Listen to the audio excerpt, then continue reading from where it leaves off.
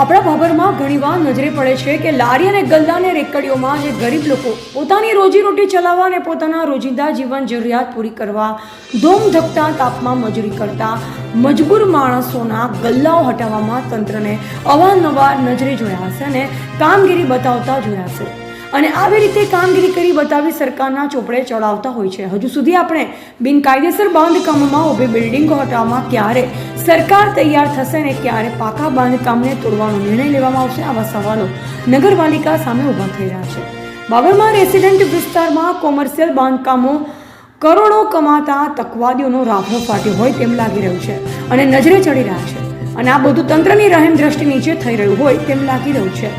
પાલિકા તંત્ર કેમ ચૂપ છે? શું કઈ પુષ્પમ પત્રનો વ્યવહાર થાય છે કે શું? આવા અનેક સવાલો ઉઠ્યા છે.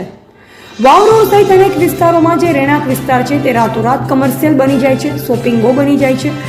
કોની મહેરબાની સમજવી તે સમજમાં આવતું નથી.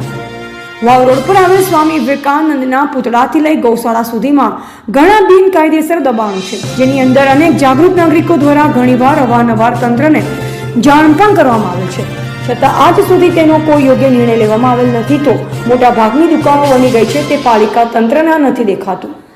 દુકાનોમાં કોઈ એવો વ્યવસાય થશે જેમાં રાજકોટ જેવી ઘટના બનશે અને અસંખ્ય લોકો મોતને ભેટશે, ત્યારે જવાબદાર કોણ રહેશે? તો તંત્ર દ્વારા આના કડક કાર્યવાહી કરવી જોઈએ અને આવા ગેરકાયદેસર દબાણો હટાવવા લોકમાંગ ઉઠવા પામી છે.